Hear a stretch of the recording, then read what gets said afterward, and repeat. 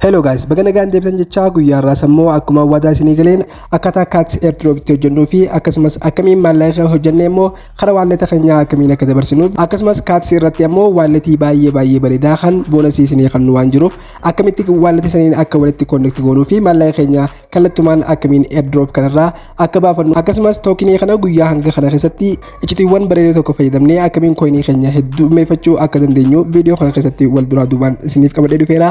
Obsaan viidiyoo kana hagadumaa akka daawwattan isin affeereera gara viidiyoo. Okay guys, jalqaba irratti akkuma agartan kaatsi yeroo seentan haala kanaan isinii fida. Namoonni hanga ammaa hin mazaggabatin yookaan ammoo hin eegalee yoo jiraattan ammoo kallattumaan liinkii description box la isiniif kaatin jira yookaan ammoo komentii jalqabaa isa piin taate liinkii san cuqaasuudhaan kallattumaan seenuu dandeessanii kallattumaan karaa telegiraamii keessaniin isin naqaachuudha guyyaa muraasa toofee kooyinii kana hatattamaan akka eegaltan isiniif dhaama.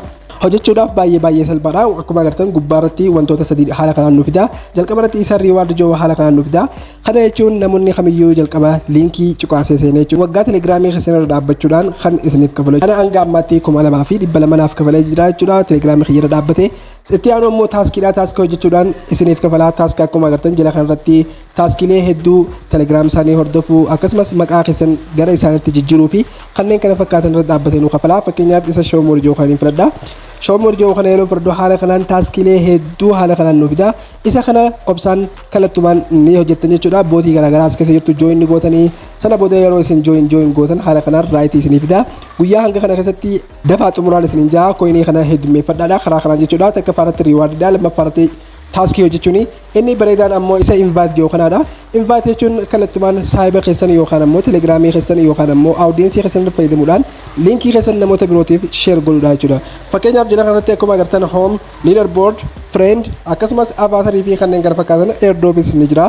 Kallattumaan isa friend joo kan inni filattanii isa friend yoo kana yeroo filattan haala kanaan liinkii isiniif kennaa jechuudha. Liinkii kana akkuma agartan gubbaa kanatti invite friend isa joo kana yeroo filattan kallattumaan iddoo share itti godhuu barbaadan keessatti guutumaan guututti namaaf share gootanii yookaan ammoo saayiba keessan affeertanii kooyinii kana hedduu walitti qabachuu ni dandeessanii. Warri hanga ammaa hin eegalan ammoo liinkii isaa description isiniif kaatin jira isinis achumaan eegaluu ni dandeessanii.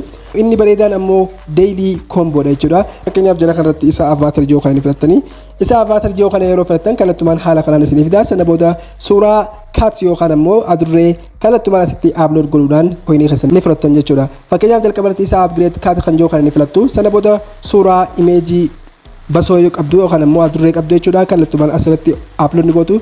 Eessa harkattanii Chrome yookaan ammoo iddoo garaagaraa deemtanii suuraa bareedduu adurree dabarsattanii jechuudha. Kallattumaan asitti upload ni gootu. Fakkeenyaaf anta akka dabarfadheetan jira isa kana ni filadha.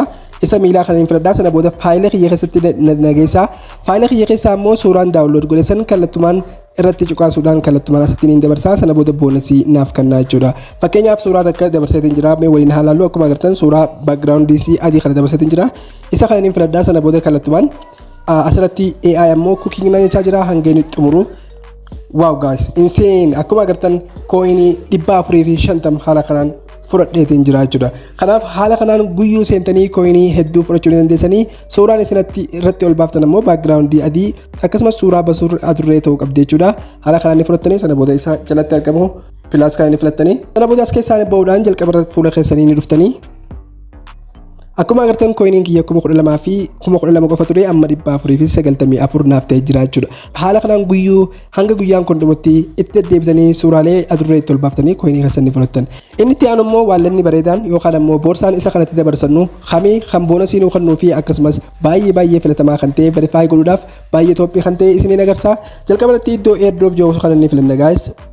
Iddoo kana yeroo filannoo haala kanaan your finalist drop nuun jira. Kun ammoo riiwaardii keenya jechuudha. Riiwaardii hanga waalleeta keenya yeroo wal qunnamsiifnee wanti qulleessitootti kan carraa ilaalaa jiru. Sana booda jala kanarratti akkuma agartan wantoota lama nuuf fida exchange fi akkasumas non custodial wallet kan jedhudha. Inni jalqabaa exchange isa joo kana ni filattanii isa kana filachuudhaan isa continue joo kana ni filattanii sana booda akkuma agartan waalleetii garaagaraa haala kanaan nuuf fida guys. Isa jalqabaa isa Bitget joo kana ni filattan guys. Namoonni hanga ammaa Bitget hin qabne ammoo Bitget waalleetii kiriptoo baay'ee bareeda. IDs ta'uu akkasumas paaspoortii keessanii karaa salphaadhaan verify kan godhachuu dandeessanidha. Eessa argattanii namoonni hanga ammaa hin eegalin jalqaba irratti Play Store keessan ni seentanii guys. Play Store keessanii yeroo seentan haala kanaan nuuf fida. Sana booda iddoo search joo kana irratti haala kanaan Bitget jettanii search ni gootanii haala kanaan yeroo Bitget jettanii search gootan walletota garaagaraa isiniif fida isin kan dabarfachuu qabdan isa kana jechuudha isa verification isin gaafatudha jechuudha asirratti wanti hubachuu qabdan Bitget habba lamatu jira tokko Bitget walletii fi akkasumas Bitget Bitcoin crypto kan jiru isa kana isa trade godhamu kana ni buufattan jechuudha an buufadheetin jira namoonni iPhone fayyadamtanis haala kanaan Apple Store keessanii buufachuu ni dandeessanii as keessaanii baana sana booda akkuma agartan walletii xiyyeeniin seeda fakkeenyaaf isa Bitget habba lama jira Bitget walletii fi akkasumas Bitget isa jiruudha kanneen kana keessa ammoo kanatti dabarfannaa jechuudha kana hanga ammaa warri ammoo aappii kana isa sirrii barbaadan ammoo linkii isaa wallet isa jiru description isiniif kaa'atin jira kallattumaan achiin seentanii mazaggabattanii verify godhatanii akka nama isin garsiisu kanatti coinii keessan Cats airdrop fi isa kana wal qunnamsiisuu ni dandeessan guys sana booda isa kana niin banaa Bitget isa jiru kana niin banaa erga download godhatanii booda isa kana verify godhachuu hin dagatinaadha baay'ee salphaadha ID yookaan ammoo paaspoortii keessan qofa fayyadamuudhaan verify godhachuu ni dandeessanii erga haala kanaan bantanii haala kanaan isiniif daa sana booda gubbaa kanatti tuqaa 8 akkuma agartan kanatti ni filattanii haala kanaan verify ta'uu keessan mirkaneeffadhaa yeroo isin verify godhattan gubbaa kanatti magariisa ta'e isiniif fida jechuudha kaatsi kan jettanii godhaaf maal goona isa deposit jiru gama jalaa kanatti akkuma agartan isa deposit jiru kana ni filattu sana booda coin itti naquu barbaadan gubbaa kanatti akka search gootanii isin gaafata sana booda search ni gootanii gubbaa kanatti kaatsi jennee barreessina sana booda kaatsi yeroo barreessinu haala kanaan nuuf fida sana booda kaatsi keenya ni filanna asirratti akkuma agartan adreesa kaatsi itti deposit godhuu nuuf fida sana booda isa kana copy ni godhattan jechuudha akkuma agartan kunoo gubbaa kanatti kaatsi airdrop adreesii isaa nuuf fida sana booda copy ni godhattan as keessaa ba'uudhaan baak gootanii ammallee kaatsi airdrop keenyatti ni deebina sana booda isa Bitget jiru kana ni filanna akkuma agartan isa Bitget jiru kana ni filanna send here ni goona sana booda Bitget qabaachuu keessan isin gaafata sana booda yes I have it ni jettanii sana booda UID fi akkasumas adreesa isin gaafata jalqaba irratti kan geessitan ammoo adreesa isaati adreesa as copy paste ni goona sana booda amma maal goona UID kana asirratti UID nu gaafata sana booda UID as keessaa ba'uudhaan gara Bitget keenyaa ni deebina ammallee baagoluudhaan jalqaba fuula peejii keenyaatti ni deebina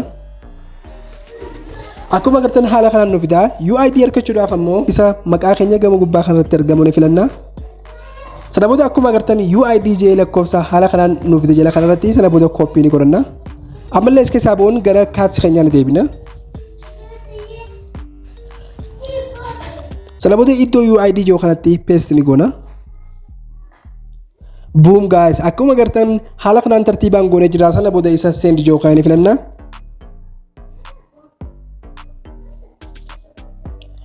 wow you are eligible na jira sana booda withdraw your card isa jiru kana ni filattu guys boom guys karaa salphaadhaan coiniin keenya amma withdraw nuuf tahaa jechuudha gaafis ta'e yaada kamiyyoo qabaatan ammoo karaa komentii nu beeksisuu hin dagatinaa waan daawwattaniif baay'ee galatoomaa haga viidiyoo biraatiin walitti deebinutti ammoo nagaan na tura